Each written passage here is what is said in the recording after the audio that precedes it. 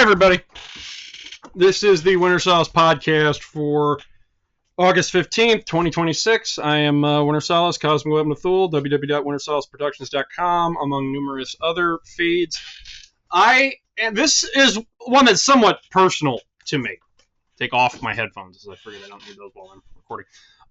The Southern Poverty Law Center being indicted. And I've been wanting to do this one for a long time, but I just got distracted, and I'm glad that I actually waited. Now, the Southern Poverty Law Center is an organization that got started in the Deep South to fight the Klan, the Democrats, in the Deep South in around 1971. They have done some good work. They have done some work and brought a lot of issues to the forefront and addressed what was going on, some of the horrible things that was going on down there. However, their main founder, Morris Dees, was fired in 2019 for sexual harassment, racism, and all the other things the Democrats do because this organization is now basically just a psyop and a smear machine. Started out with good intentions, they got corrupted by great power, and now it's just a psyop. See, everybody always says all this white privilege and stuff doesn't exist. It's like, no, if the Democrats and all the leftists need this institution and these instructions and DEI to figure out how they can conduct themselves amongst each other, that's fine. Just don't subject me to it. Since the 2000s, the SPLC's classification and listings of hate groups and anti-government extremists have been widely relied upon by academic, media sources, payment processors, and also companies who manufacture physical media. We had one of our CDs for our new release get bounced back from the factory, and I would bet money that somehow this group played a part in it with something they were circulating. They were indicted by the Trump administration in 2026. Okay, of all of the things he's done, this is probably the single greatest achievement and the one I'm the most happy for. You can say what you will about the Iran war, but because of that, all of the anti-Zionist conspiracy theories and all of that ideology can now come out and be discussed openly without it being just shut down for anti-Semitic racism. The same is true with the Southern Poverty Law Center, because even if it survives this, which it could, even if all this goes away, they have no way to ever escape this from being on their reputation and being in the public eye. And while this has disappeared from the media a little bit, because there's actually some truth to it, there's something there. Now, the Southern Poverty Law Center actually has Winter Solace Productions listed on their website. Not even less than a mile from the building where this photo was taken with this snowman, I was driving home from work one day, checking my phone while I was driving, in a snowstorm, and I see messages sent to the Winter Solace Facebook page that we had at the time of a local news reporter for a local newspaper contacting me, asking, what are my thoughts on Winter Solace being classified as a hate group by the Southern Poverty Law Center. This actually happened, and then I put out a statement that everybody made fun of me about, even though I was right about a lot of it. The Southern Poverty Law Center will use information copied directly from Metal Archives, Encyclopedia Antifa Metallium, and using information copied from there has listed Winter Solace along with other numerous other very small music companies as being an over-exaggerated threat to the public in order to acquire more money from liberal donors. I said that back then. Everyone on the internet mocked me for it, even though it was true, and now they're being indicted for it, and I've been vindicated by the American Justice Department. Okay? That's why doing this particular video is so personal to me, and I wanted to wait until I could devote enough time to it in the proper time, as well. Some of you can debate how serious these podcasts are, and all. We've reached like 50 people. This is important, and it's a tool that people can learn from, so that if somebody else does this, it's like, no. Because I looked on their lists, And I'll know some of the people that they're making out to be these monstrous companies, and they do CDRs and limited runs of 30 copies. Okay? And our body of work has spoken for itself, and it's very hard to, because we don't fit the black and white definition, and trust me, I paid a heavy price for that. We haven't, it's very hard. We distort the narrative. Recently, when they were contacted, I put contact there, by the promoter of a concert that got shut down, they replied by saying the person was a big deal in the white supremacist music scene. When I think the guy's black, and his only activity is self-releasing his own stuff and then promoting shows. As I said, so basically it's just take whoever they can find and turn it into a threat. And because this person is put in the thanks list of one of our upcoming releases, that may have been why, and I said that before, and I'm going to put that out on the publicizing documents, that may have been why a factory here bounced it. Because it's completely within the realm of possibility for them to have contacts at all these places and circulate everything.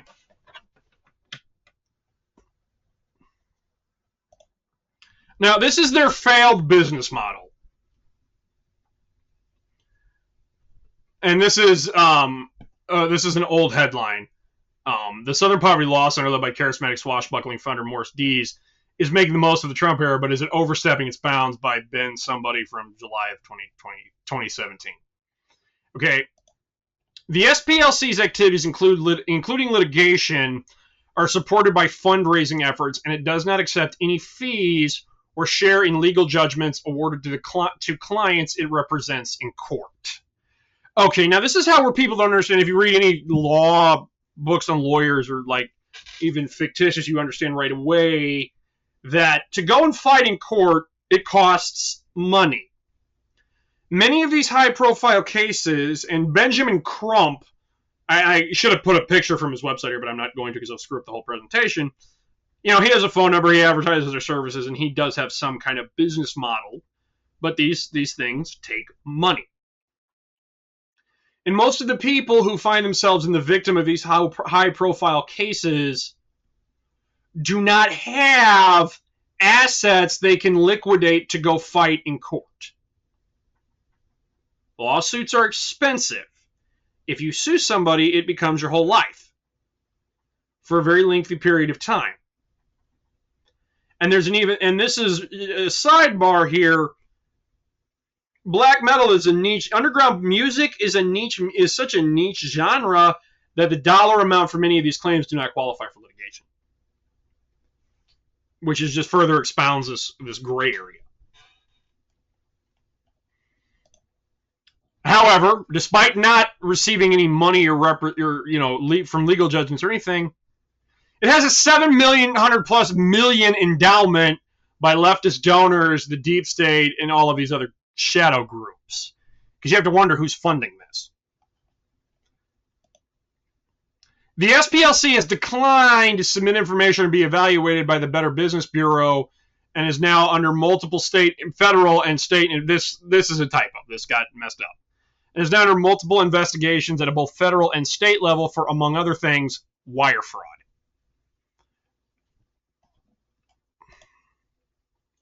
The SPLC's listings have also been criticized by those who argue that some of their listings are overboard, politically motivated, or unwarranted.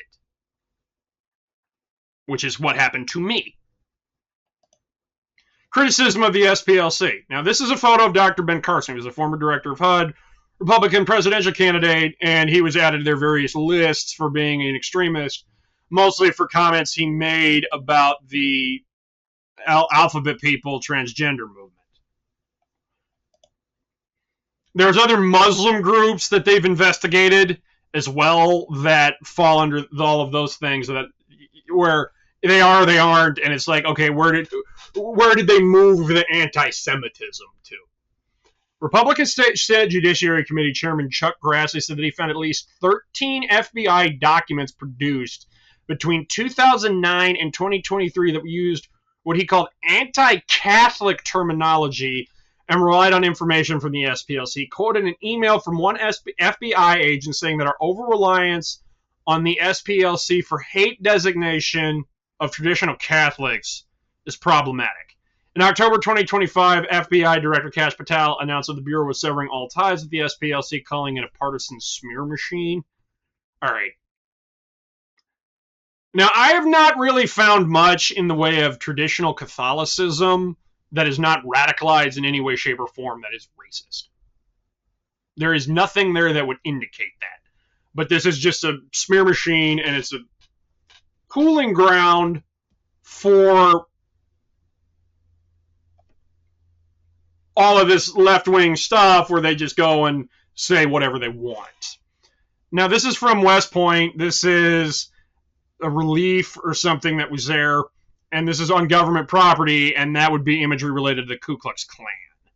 So I'm not saying that institutional racism doesn't exist or anything like that, because, yeah, this is something that somebody may have just wanted to take down. But the SPLC manufactures racism. In April of 2026, under the second Trump administration, the Department of Justice announced a grand jury had indicted the SPLC on 11 counts of wire fraud, false statements made to a federally insured bank, and conspiracy to commit money laundering for its use of paid informants. They have discontinued this paid informant program, by the way. Prosecutors within the DOJ allege that the SPLC defrauded donors in maintaining a program which secretly paid more than $3 million to informants affiliated with the Ku Klux Klan, the Unite the Right Rally, Aryan Nations, National Alliance, and other extremist groups from 2014 to 2023. Okay. Now, this got screwed up, but I forgot to because I moved on rather quickly. But, okay, you look at all these protests and stuff. All right, the Klan and all these groups, they don't have enough money to go do all this stuff, so it has to come from somewhere. Okay, and that's where we're talking about the arrest of Heidi Beirich? Or I don't know. Yeah. Last Wednesday, the 12th, the Justice Department arrested a leading expert on far-right extremism, charging her with financial crimes as part of the government's ongoing case against the Southern Poverty Law Center.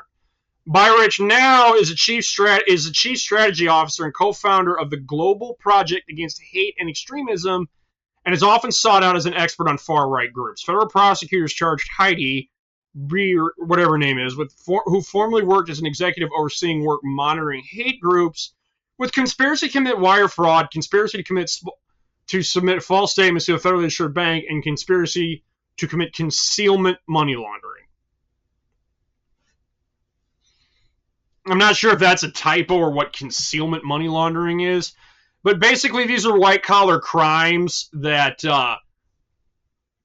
show how this is funneled, and this is why I kind of glad I waited, because the rest of the slides with this, and they're going to appear all wonky because of how I screen captured them, and I could film my just going up and down, but that's actually distracting, and I want to make sure that I read everything. The rest of this is just going to be screenshots of me talking to screenshots of the indictment of this person's arrest. Introduction. The Southern Poverty Law Center stated mission included dismantling white supremacy and confronting hate across the country. However, unbeknownst to donors, some of their donated money was used to fund the leaders and organizers of racist groups, including the Ku Klux Klan, the Aryan Nation, and the National Alliance. The Southern Poverty Law Centers paid individuals, field sources, engaged in active promotion of racist groups at the same time that the SPLC was denouncing the same groups on its website. This, by the way, is why I am very leery of people going online and claiming to be my employees, and we have caught a few people doing that. Even though Winter Solace is mostly just me, I operate mail order, and I'm the only one in the United States that physically operates, and there's 3 other people that we consistently pay for mastering, graphic artwork, act as translators, and then obviously all the loose affiliated bands or people whose services we don't use on a frequent basis. But that's, but Winter Solace, while it's mostly me, is still a we effort.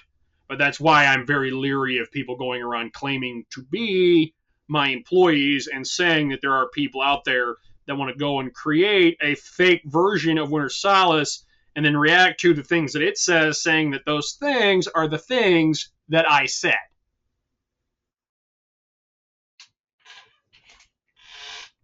The SPLC also had a field source who was a member of the online leadership chat group that planned the 2017 Unite the Right event in Charlottesville, Virginia. That field source made racist postings under the supervision of the SPLC and helped coordinate transportation to the event for several attendees. In order to covertly pay its field sources, the SPLC opened bank accounts connected to a series of fictitious entities. The covert nature of the accounts allowed the SPLC to disguise the true nature, source, ownership, and control of the fraudulently obtained donor money the SPLC paid its field sources. In order to keep... Okay. Now and again, this is going to kind of go all over the place. And there's going to be some breaks. But the top banner of the SPLC website had a link for public donations. By clicking the donate button, potential donors were brought to a website that explained how to donate money. The page informed donors that with your support, the SPLC Action Fund will pursue a bold action agenda to confront our country's most urgent challenges. Together, we'll uplift progressive candidates who uphold inclusive, democratic values while investigating and exposing candidates using hate and extreme to get power. The SPLC's network of paid extremists, the Fs. Starting in the 1980s, the SPLC began operating a covert network of individuals who either associated with violent extremist organizations or had infiltrated such organizations at the SPLC's discretion. These individuals were referred to by some high-level employees within the SPLC as the field sources, or the Fs. Upon entering an agreement with an F, the SPLC assigned to each F a unique number. The SPLC assigned these numbers in chronological order. The SPLC then paid the Fs with donor money. Between at least 2007 through in or about 2023, the SPLC secretly funneled at least $4.1 million in tax-exempt donor funds. See, this is how the government gets involved. When all these charities go sideways or something, or don't do what the government wants, they try to revoke their tax exemption. Through a series of bank accounts supposedly belonging to businesses not associated with the SPLC. The purpose of these accounts was to secretly pay Fs who were either leading or affiliated with multiple violent extremist organizations. Fs used taxpayer donor money secretly funneled to them by the SPLC to, among other things, attend extremist group rallies across the country, host extremist group rallies throughout the country, grow existing chapters of extremist groups, create new chapters of extremist groups, recruit new individuals into extremist groups, make donations to extremist group leaders, purchase materials for cross burnings, purchase material to make Ku Klux Klan robes and hoods, which apparently are very expensive, create racist paraphernalia that extremist groups sold at rallies, publish extremist literature used in the recruiting or more members, and pay everyday living expenses, which allowed the Fs to focus on their extremist groups rather than seeking other employment. And see, this is where you get into the controlled opposition theory, because you wonder how these people make a living, all these influencers and stuff, without a job.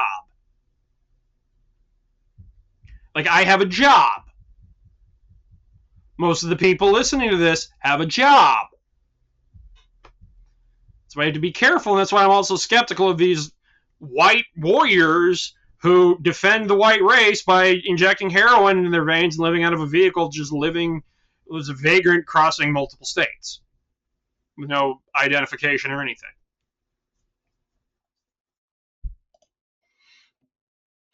The SPLC actively led donors to believe that their donations would be used to dismantle violent extremist groups. The SPLC, however, hid from donors the fact that a portion of their donated funds was being secretly used by Fs to fund their extremist groups' violent, racist, and extremist activities.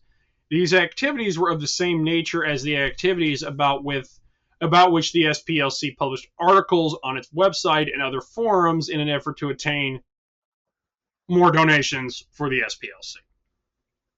The SPLC's reported revenue on their IRS Form 990s increased from approximately $38,712,628 in 2010 to $129,063,290,000 whatever in 2023, an increase in approximately $90 million, or 233%. During the same time, the SPLC's net assets grew from increased approximately 230%. The SPLC's fictitious entities. To secretly funnel donors' money to the Fs, employees at the SPLC, including a person who became the SPLC's chief financial officer, employee one, the woman who was arrested, and others, opened and or modified a series of bank accounts at Bank 1 and 2, their banking at the banks, in the name of various fictitious entities, including the following. Center Investigative Agency, or the CIA. That cannot be a mistake that they chose that. Because you put that out there and it just muddies the waters of all these conspiracy theories and creates this murky thing. Fox Photography, Northwest Technologies, Northwest Tech, Tech Writers Group, Tech Writers, Rare Books Warehouse. And by the way, on the subject of Rare Books Warehouse, I remember at one time there was a website called, I think it was called that I bought a bunch of literature from about the Holocaust that was just overpriced junk. Imagery Inc., J&J Electronics, Kelly's Marine, and Turner Personnel. These fictitious entities were shell companies that were never incorporated, had no bona fide employees, and conducted no legitimate business. At all times relevant to this second superseding indictment, Bank 1 and Bank 2 were insured by the federal FDIC. By the way, I don't believe Chime is, that new banking thing everyone's talking about. So they don't say that on any of their ads. So it's something to be leery of if anyone uses that. Donor funds secretly paid to Fs. Without disclosing material information to donors, but the SPLC's use of a portion of their donations, the SPLC secretly used donors' money to fund F's extremist activities during the period alleged in this second superseding indictment. Examples of this included, but were not limited to, the following. A. The SPLC secretly paid F9 more than $1 million in donor money. At the direction of the SPLC, F9 infiltrated the neo-Nazi organization, the National Alliance, while clandestinely receiving donors' money through the Tech Writers bank account. F9 was also fundraising for the National Alliance. The money F9 raised helped the National Alliance carry out its extremist activities.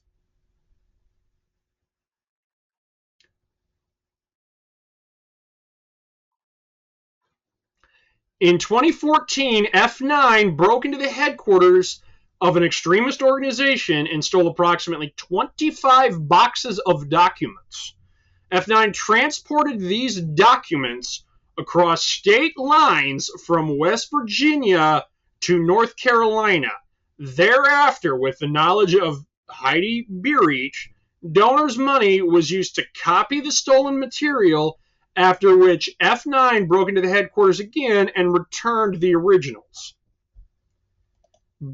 Beerich used the copies, knowing that they were stolen, as the basis for a story published on Hate Watch. The SPLC used this story to solicit more donations. Thereafter, Beerich paid approximately $6,000 in donors' money to someone else, another informant, F39, to falsely take responsibility for the burglary. The SPLC paid F9 for over 20 years. However, in just the time period alleged in this second superseding indictment, the SPLC secretly paid F9 over $1 million in donor money. Most of this money was funneled to F9, secretly funneled to F9 through the tech writer's bank account. Heidi Beerich oversaw payments of donors' money to the Fs, including F9. Beerich was also in a romantic relationship with F9. During the relationship, Beerich and F9 shared a house and 2 bank accounts. Between 2015 and 2021, approximately $140,000 in donors' money flowed from the SPLC operating account through the tech writer's account and was ultimately deposited into the joint bank accounts held by F9 and Beerich. This amounted to approximately 66% of all the money ever deposited into their joint bank accounts. Beerich then used donors' money to pay the couple's personal living expenses.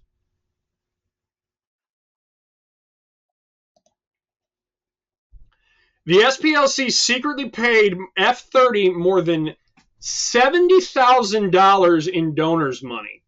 F30 led the National Socialist Party of America, was a member of the Ku Klux Klan, and was a leader of the faction of the Aryan Nation that had chapters in approximately 17 states. Okay, this one I don't think got cleared correctly. This one didn't get resized correctly, but the top is this concerns someone who F30 reached out to the SPLC unsolicited and discussed a plan to leave the movement. Thereafter, the SPLC offered F30 a monthly salary of approximately $2,500 in addition to the payment of expenses to continue to lead and maintain the violent extremist organization. F30 told the SPLC he wanted to leave. Thereafter, the SPLC provided Bank 2 with documentation falsely identifying F30 as a rare books employee. Based on this material false representation, F30 was issued a rare books employee pay card. From approximately 2010 through 2016, the SPLC secretly moved over $70,000 in donors' money from SPLC operating account through the CIA account. See, that's where they muddy the waters, to the rare books account and onto F30's pay card. F30 also received some donors' money between automated clearinghouse ACH transfers. So direct. F30 used donors' money to, among other things, travel to extremist rallies, host extremist rallies, donate money to leaders of other extremist organizations, recruit new members into his extremist organization, publish racist and extremist material for the purpose of recruiting new members, both inside and outside of prison, and create racist paraphernalia to sell at rallies to raise money for his extremist organization. This was known to certain SPLC employees as they continued to secretly funnel donors' money to F30. During the same period, the SPLC was secretly using donors' money to fund F30's extremist activities. The SPLC had an entire extremist file webpage dedicated to him. The SPLC used this file to solicit more donations. At one point, F30 asked the SPLC to soften the language about him on this file so that it would not scare off new members from joining the organization. They agreed and then changed the language. And I'm going to be doing an interview with somebody for our next release that we're promoting and releasing tomorrow that's going to mention some of this. Not the podcast, but some of these exact same events.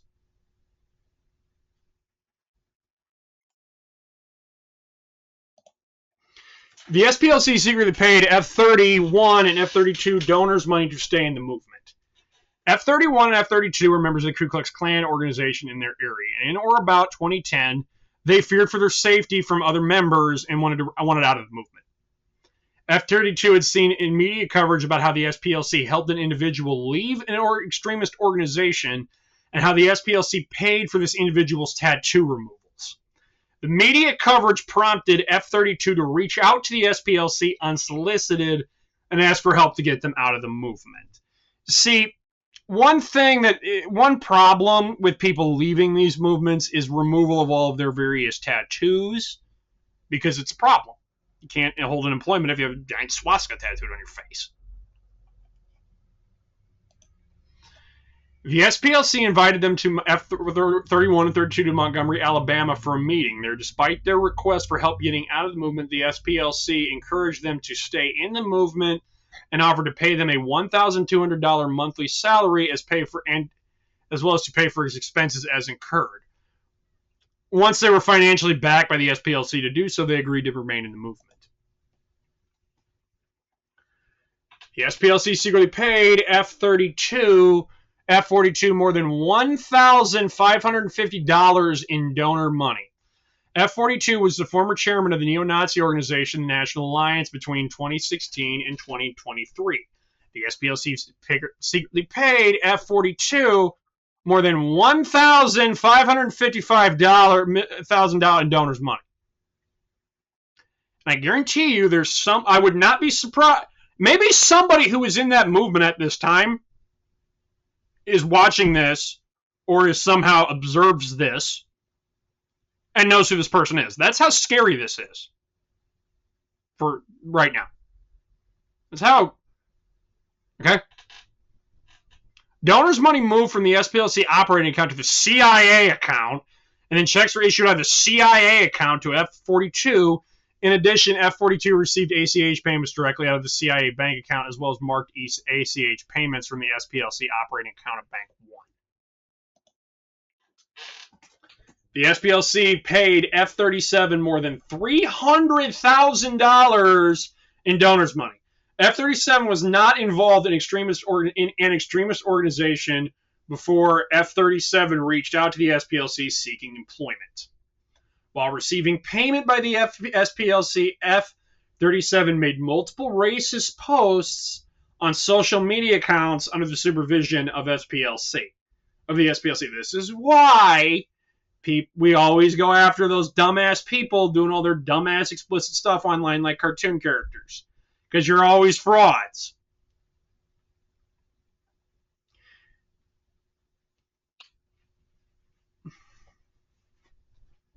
In 2017, F-37 was a member of the online leadership chat group that helped plan the Unite the Right rally in Charlottesville, Virginia, which was basically went sideways, uses his media psyop, and all of that, and for them to justify all of this anti-right-wing paranoia. Problem, reaction, solution. The SPLC directed F-37 to attend this event in which one woman and 2 law enforcement officers were killed. The SPLC secretly paid F-27 more than $350,000 in donors' money. F-27 was reported as an officer of the National Socialist Movement and the Aryan Nations affiliated with the Sadistic Souls Motorcycle Club. Between 2014 and 2020, the SPLC secretly paid F-27 more than $350,000 in donors' money. This money flowed through the same processes. SPLC secretly paid F-43 more than $19,000 in donor money. F-43 was reported to be the national president of the American Front. F-43 is also a federal felon, having been convicted in participating in a cross burning. Between 2016 and 2019, the SPLC secretly paid F-43 more than $19,000 in donors' money, falsely classifying him as a employee of that Rare Books Association. The SPLC secretly paid F-18 with donors' money. F-18 was the Imperial Wizard of the United Clans of America. Beginning in at least 2010, the SPLC secretly paid F-18 an unknown amount in donors' money. In November 2013, the SPLC published an article on Hate Watch describing the extremist organization that F-18 led as a millennial reboot of what was once a serious domestic threat. In its prime, the United Clans of America was responsible for, among other things, the 16th Street church bombing in Birmingham. Okay, and then this is the purpose of the scheme, and this is part of the indictment. The objective of the scheme of the artifice was to obtain money via donations through materially false representation as well as omissions by material facts about what some of the donated funds would be used for. To carry out this scheme and artifice, the SPLC sought donations under the explicit indication that donor money would be used to help dismantle violent extremist groups. In the SPLC solicitation for donations, as outlined herein, donors were not informed that a portion of the donors' money would be used by the SPLC to pay high-level leaders of violent extremist groups and others. In addition, the SPLC never informed donors that some of their donated funds were to be used for the benefit of violent extremist groups, or that some of the donated funds would be used in commission of state and federal crimes. Okay? that is, in a nutshell, the Southern Poverty Law Center. And that turned out to be more scary and fitting our upcoming release more than I thought it would. And that is why we're going to be closing with a track by Swerdthegan from the upcoming Grom Swerdthegan Sudwin split release that will be released on all 3 formats at noon on Sunday, August 16th, 2026. Thank you. Have a wonderful weekend. Goodbye.